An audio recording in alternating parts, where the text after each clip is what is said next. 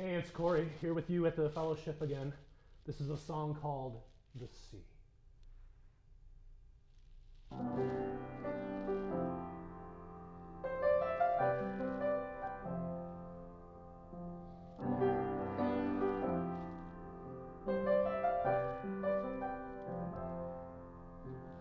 You and me down by the sea, remembering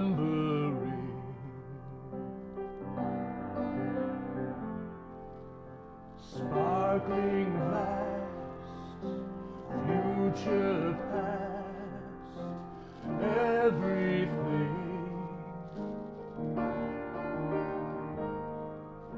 The water draws away from the shore, pulls us out into the blue, waves of life, me and you.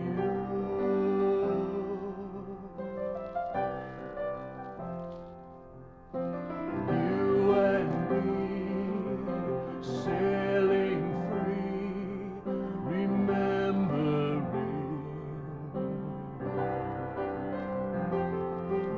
so alive, dancing on the tide of everything. The water draws us down into the deep, welcomes us into the true depths of life, me and you.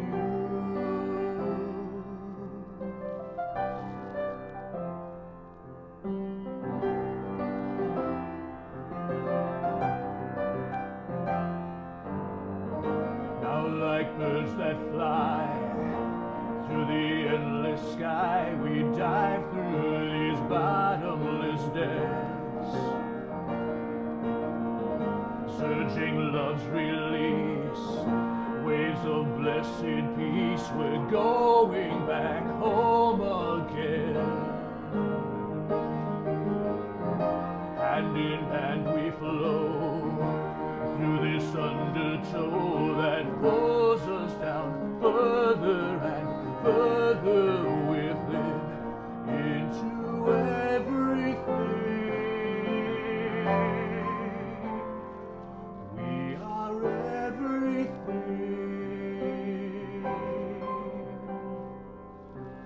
Everything.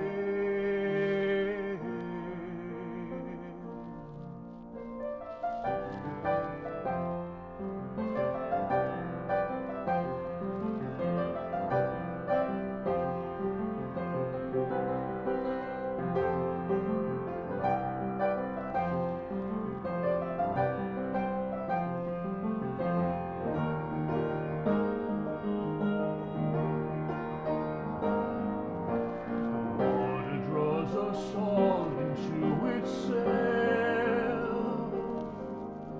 The sea within, the drops within the sea. This flow of life, you and me.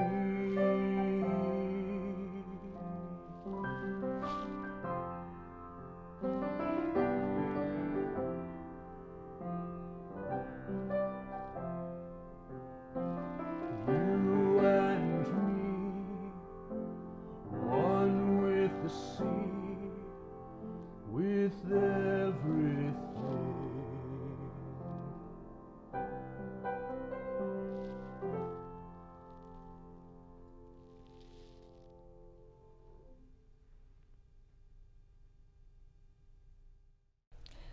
Welcome everyone to our fellowship for today's Sunday service. We're so happy to have you join us for this live stream. We're happy to have you watch later if that's easier and more convenient for you. But today We love this community feel of the live stream. So please make a comment, tell us you're here so that we can say hello to you and everyone will know that you're on the live stream with us. So we're going to open our service with an opening meditation to just ground us and bring us into the present moment. So I invite you to close your eyes and relax your shoulders, and as we take these 2 deep breaths in and out, on that out breath, just let all the busyness and doing of the day fall away. Let's take 1 breath in and out. And breathe in and out.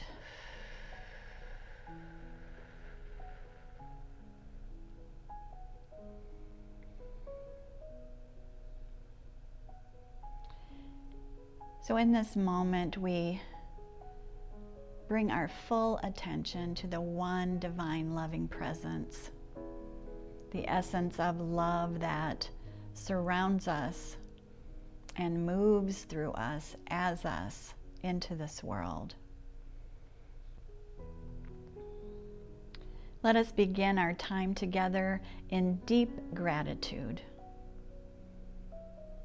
opening our hearts wide to accept Spirit's gifts and blessings, opening to the miracle of each new moment.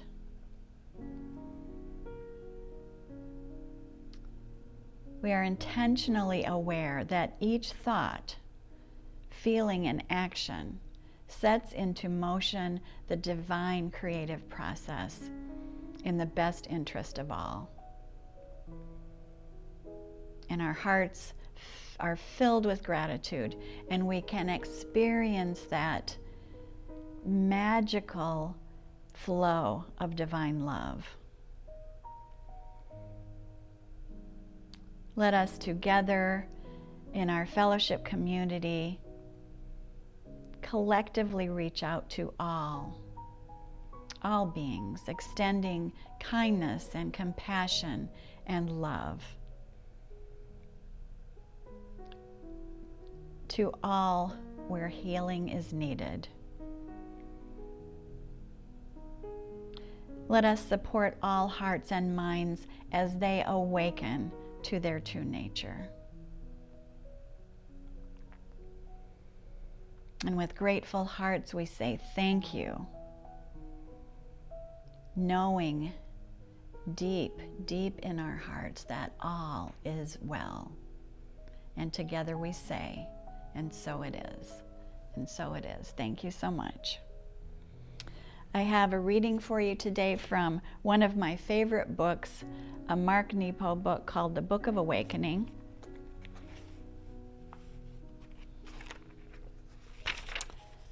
And he says, there is very little difference between burying and planting, for often we need to put dead things to rest so that new life can grow.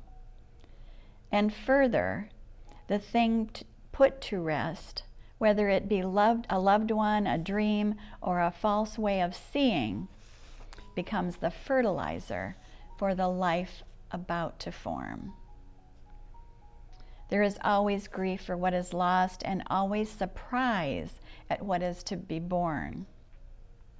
But much of our pain in living comes from wearing a dead and useless skin, refusing to put it to rest, or from burying such things with the intent of hiding them rather than relinquishing them.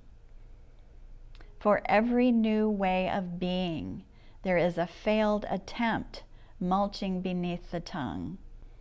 For every sprig that breaks surface, there is an old stick stirring underground. For every moment of joy sprouting, there is a new moment of struggle taking root. We live, embrace, and put to rest our dearest things, including how we see ourselves so we can resurrect our lives anew. Dear fellowshipians, I'm so glad to have this opportunity to reach out to you virtually, and it's especially fun to do music for you because you guys have been such a big part of my formation as a musician, and so I'm grateful and delighted. And it's also to have Jim Green and Teresa Goforth here is wonderful. And I've been listening to old fellowship lectures and talks and hearing the voices, and it's a very nice history that we have, and I'm glad to be a part of what moves forward too. Thank you. 2, 3.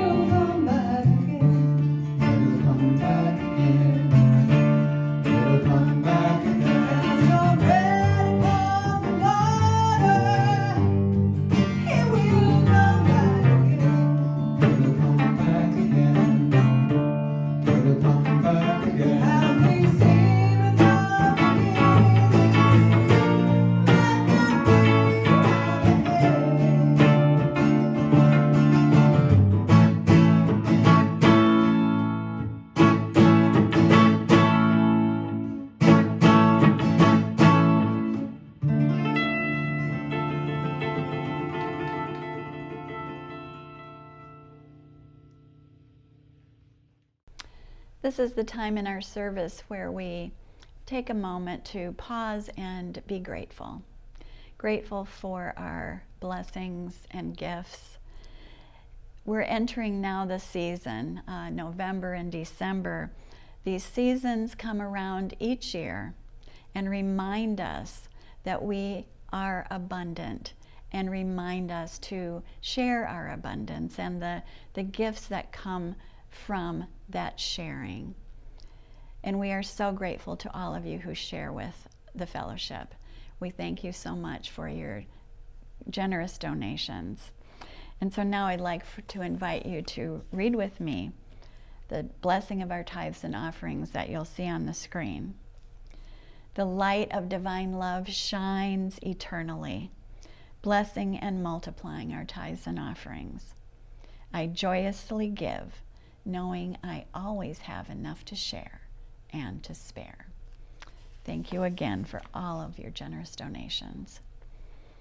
And now I'm so grateful to be able to introduce our speaker for this afternoon, our own Reverend Cheryl Goodman,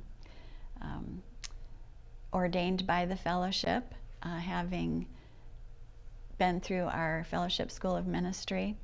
She always brings us such thoughtful messages, and Cheryl is so forthcoming with her own ability to go within and do her own personal spiritual work, and we are just so fortunate that she brings it to us and shares with us. So let's settle in and listen to Cheryl's wonderful message. Hello, I'm happy to be here this afternoon. Susan Wittig Albert, in her foreword to the book Story Power, wrote that, quote, "As women, we have always found ourselves in story." She continues, "Our shared stories become a many-voiced chorus singing the same song, the story song of women at work and women at play, women loving and living, women birthing, women dying. Pain and joy were woven like golden threads through women's lives, passed from mother to daughter to granddaughter, through the generations, so that the experiences of women would not be forgotten. Although we start with storytelling for women, it applies to men as well. We all become aware of ourselves as storytellers. It is one way of representing our experiences of composing and recomposing our lives.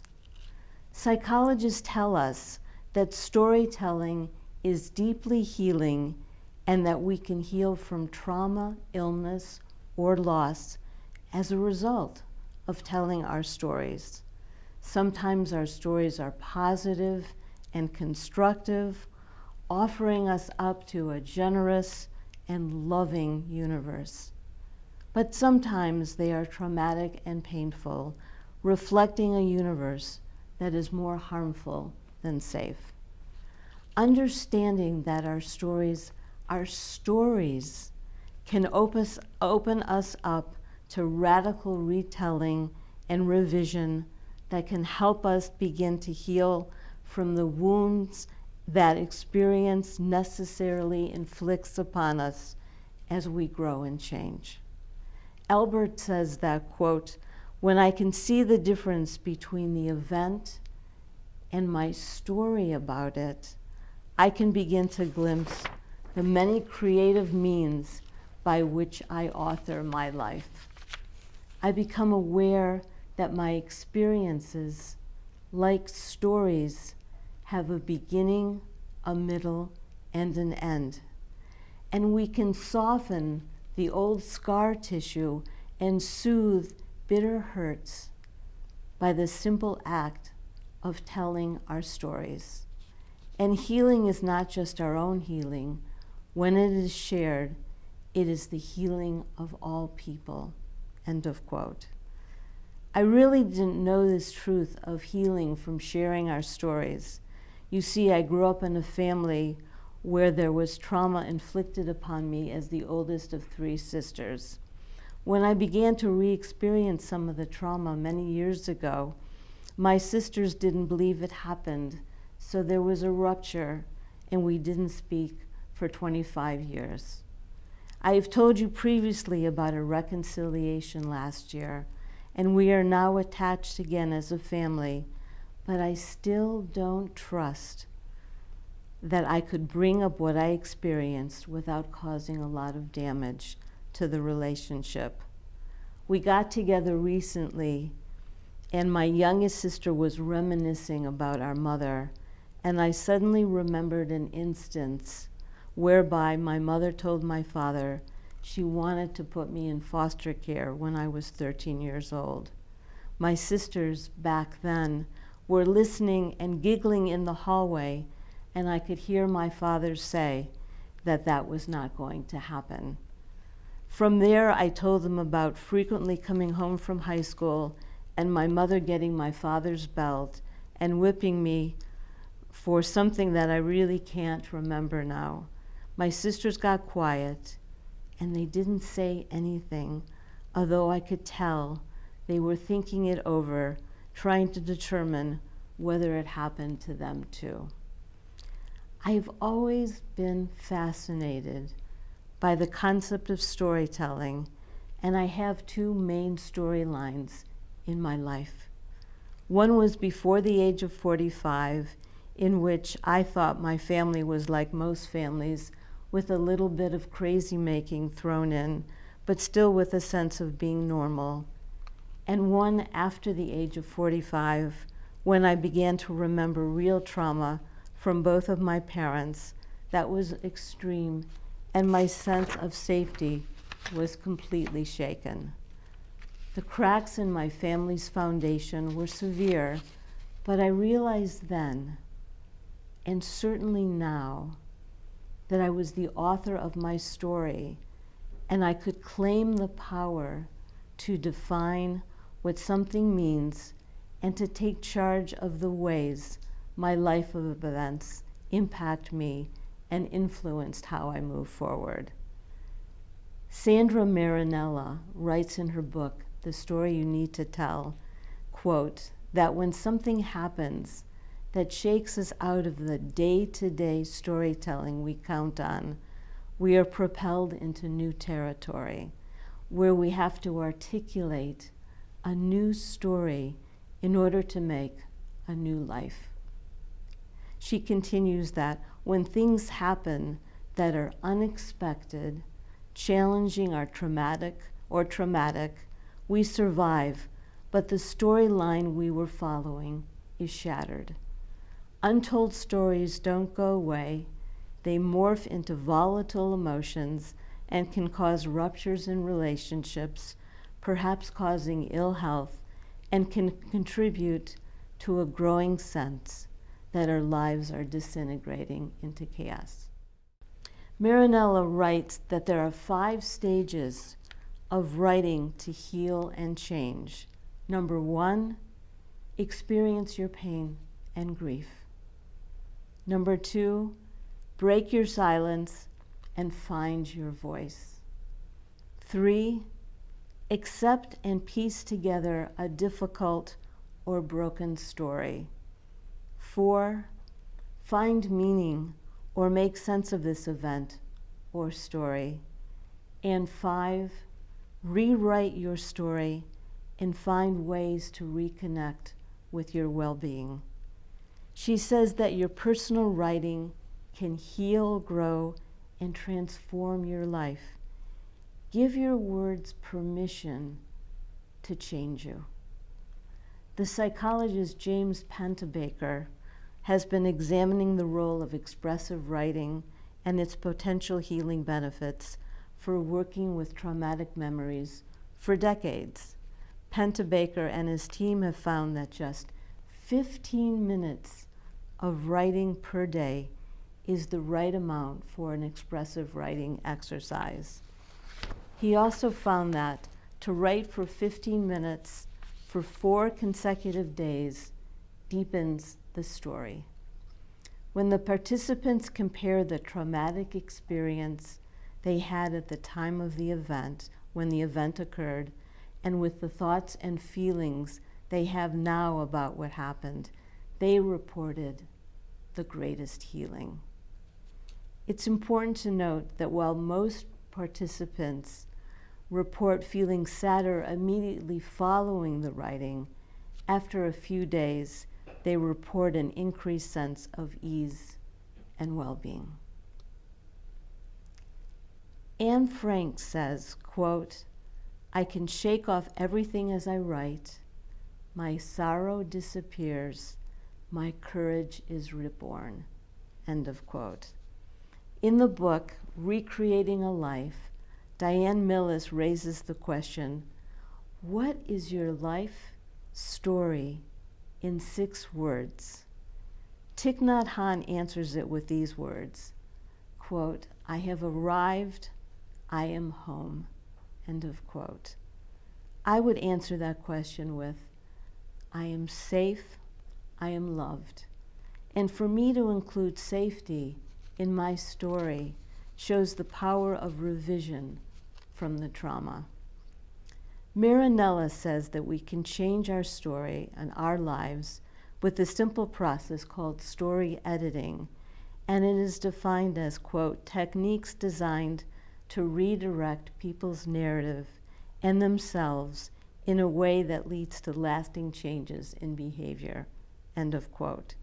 We can edit our personal stories, and this can make all the difference in how we live. So I don't need my sisters to share my reality of how our childhood went. It's enough that we are together now, and as I let go of my trauma, suddenly good memories begin shifting to the surface, such as how I took care of my middle sister when my mother was not emotionally able to do so. I remember climbing into her crib when I was just 2 years old, trying to soothe her crying. Having this memory now creates a caring bond with her. I don't have to tell her this.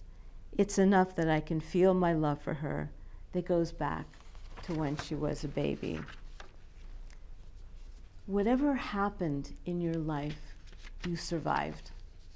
So in a certain way, every story in your life has a positive ending.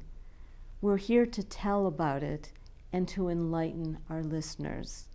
Kate Farrell, the author of Story Power, says, quote, that your most miserable moments are worth telling because you've lived through them.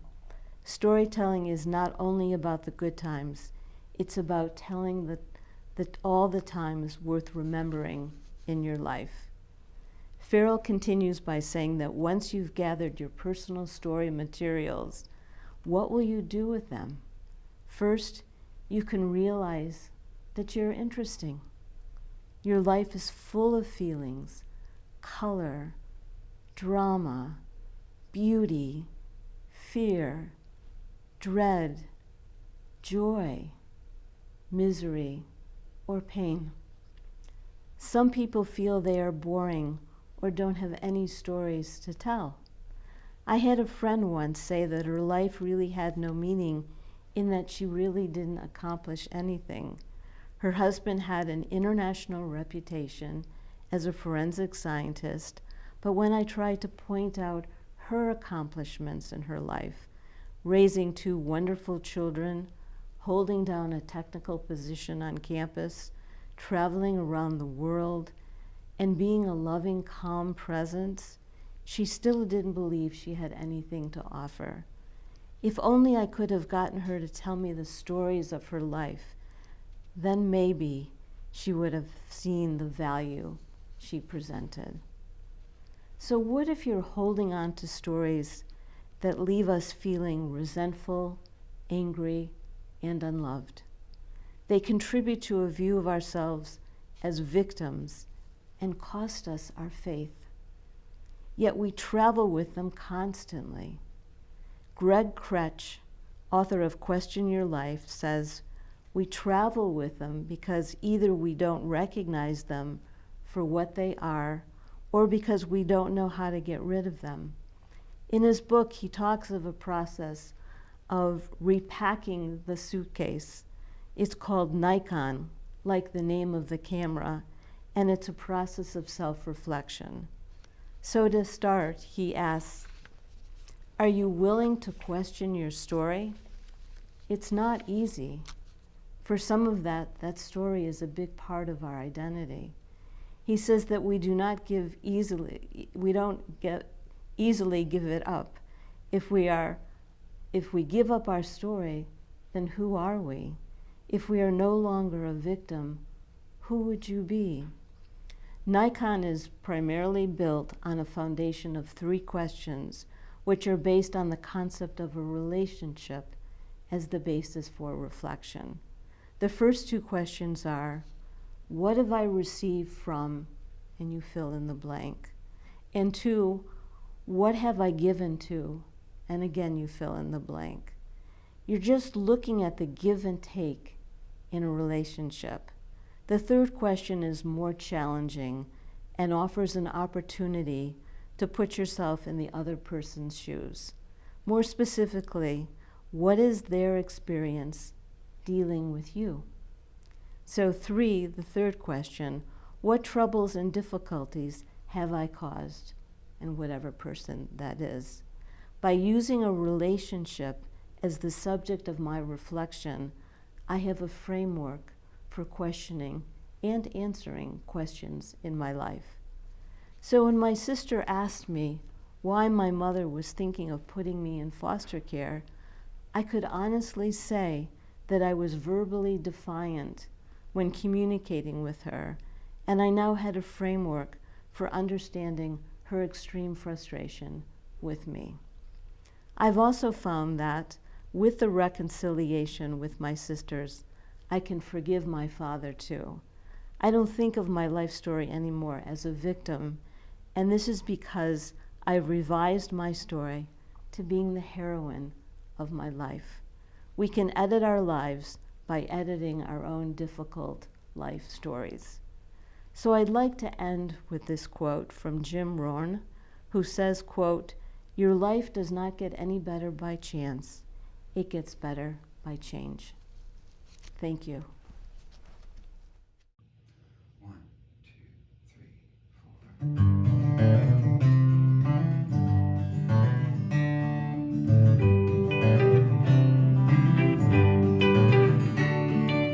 Yesterday, man calls up tomorrow to tell him to leave his world alone.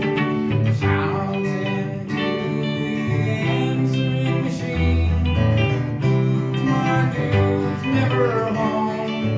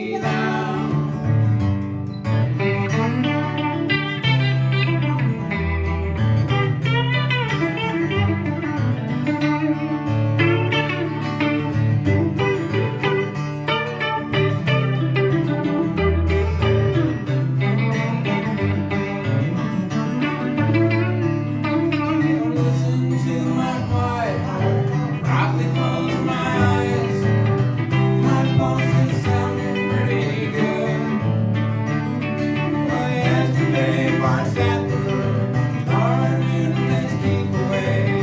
My heart drums a steady tune.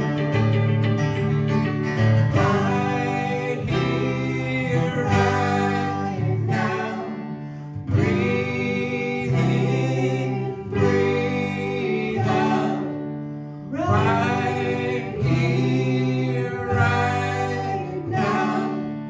Breathe in, breathe out.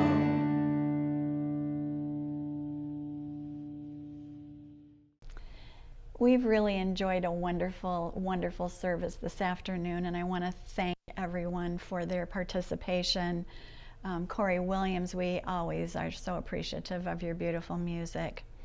And today we had Matt Blyton, Teresa Goforth, and Jim Green come in and do some new recordings for us. Those amazing, amazing songs that we have been playing of Matt and his son Nathan were recorded very early on when COVID first hit and we were in lockdown. And we've just all enjoyed those over and over as the time has gone by. So we are so excited to share these new songs with you, and so excited to see Matt again and have him bring his friends along to join in with the music. And thanks to everyone for coming and spending time with us this afternoon. Your presence is so, so important to our fellowship virtual services. It might not seem like it, but this community feel that we can bring about in our virtual services depends on those of you who show up on Sunday at 4 o'clock. And I have an announcement about Linda Rose's memorial. I want you to know that this information is in our e-announcements and will be coming out several times beforehand. But the memorial is scheduled for a Saturday afternoon, December 11th at 4 p.m. And it's taking place at the Fenner Nature Center in the Davis Nature Pavilion. And like I said, if you didn't get all that right now, just check. That information will be coming out several times again. The affirmation that I have for you this afternoon from Cheryl's talk is this: I take charge of my story, and I give my words permission to transform me. I take charge of my story, and I give my words permission to transform me. So take that with you into your week and make use of that affirmation and all of Cheryl's wonderful, wonderful information she shared with us.